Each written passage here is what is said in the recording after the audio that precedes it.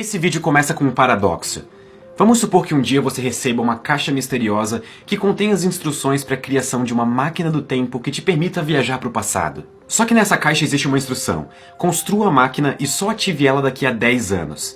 E quando você for ativar a máquina, leve junto a caixa e o papel contendo as instruções. Então você passa os próximos 10 anos seguindo as instruções e construindo essa máquina do tempo misteriosa, e quando finalmente chega o dia, você ativa essa máquina e, para sua surpresa, ela te leva exatamente para onde você estava 10 anos no passado. Então você entrega a máquina do tempo e as instruções para você mesmo no passado e um ciclo é criado. A pergunta aqui é a seguinte: onde no tempo que essa máquina foi criada? Ou, se vocês preferirem colocar de outra maneira, quem que criou essa máquina primeiro? Você no futuro ou você no passado? Esse é o chamado paradoxo de Bootstrap, e ele é um dos mais fascinantes exemplos de como as coisas começam a dar errado quando a gente começa a pensar em viajar para o passado. Nesse exemplo da máquina do tempo, a consequência desse loop temporal é que a máquina não foi criada por ninguém. Ela sempre existiu e a história dela não tem um começo e um fim. A cada vez que você chega em um dos pontos extremos, você no passado ou você no futuro, o ciclo se repete e tudo começa novamente. Um paradoxo de Bootstrap acontece sempre que um objeto, um evento ou informação cai em um loop temporal em que ele não precisa ser criado. É como se ele sempre tivesse existido independente de ninguém ou de qualquer coisa. Eu vou dar outro exemplo e talvez isso vai ficar um pouco mais claro. Imagine que você é fã de Einstein. Você sabe tudo sobre a relatividade. Você inclusive tem os artigos originais publicados por ele no começo do século passado. Então você, como um grande fã, viaja no tempo para 1904 e entrega nas mãos de Einstein os artigos originais que ele só publicaria um ano depois. Então ele estuda esses artigos e, um ano depois, ele publica eles, dando origem à relatividade. Novamente, nós criamos por acidente um ciclo temporal infinito. Você só é fã de Einstein e da relatividade porque ele publicou os artigos em 1905. Só que Einstein só publicou os artigos em 1905 porque você entregou esses artigos nas mãos dele. Então, nesse caso, quem descobriu a relatividade? Você ou Einstein?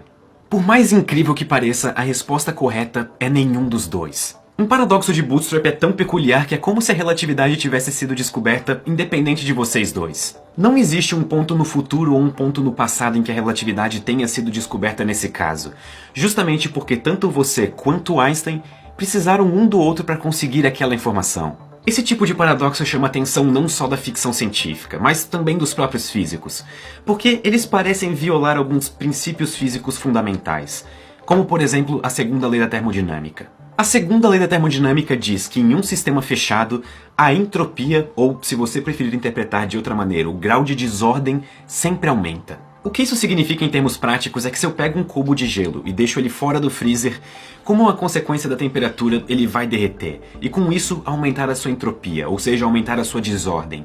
Um gelo congelado é muito mais organizado do que um gelo derretido. Agora imaginem que eu pegue um cubo de gelo que acabou de sair do freezer e mande ele algumas horas para o passado. Ele deveria continuar derretendo, porque é isso que as nossas leis e princípios da física dizem.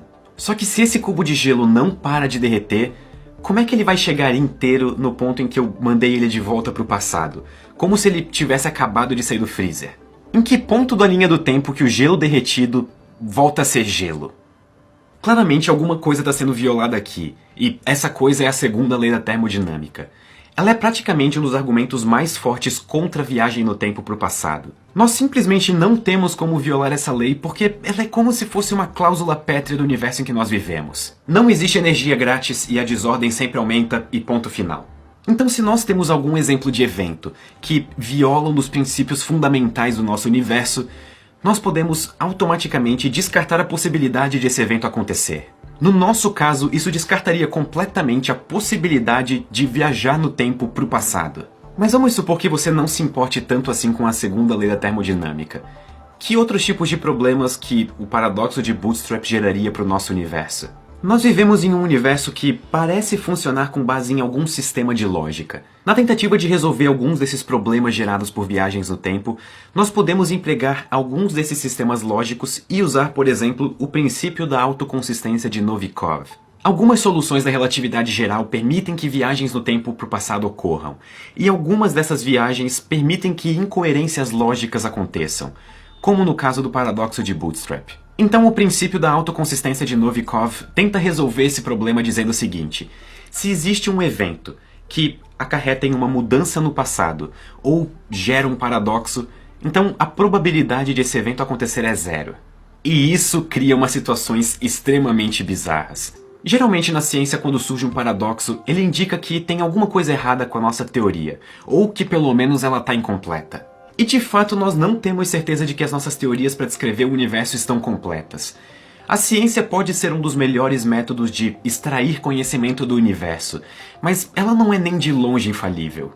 Talvez viagens no tempo para o passado sejam possíveis e a cada vez que você mude alguma coisa no passado, você cria um novo universo paralelo e a vida segue a partir dele. Ou talvez as viagens no tempo para o passado só apareçam em algumas das soluções da relatividade geral porque nós estamos trabalhando com uma teoria incompleta. E esse é o caso mais provável. De qualquer forma, não existe uma solução muito bem estabelecida para isso ainda. Talvez por um tempo nós simplesmente tenhamos que aceitar que viagens no tempo para o passado sejam impossíveis, não por causa de algum princípio científico extremamente estabelecido, porque ele não existe, e sim talvez por uma incapacidade tecnológica nossa. Muito obrigado e até a próxima. Antes de ir embora, eu só queria lembrar que nossos produtos oficiais, a nossa loja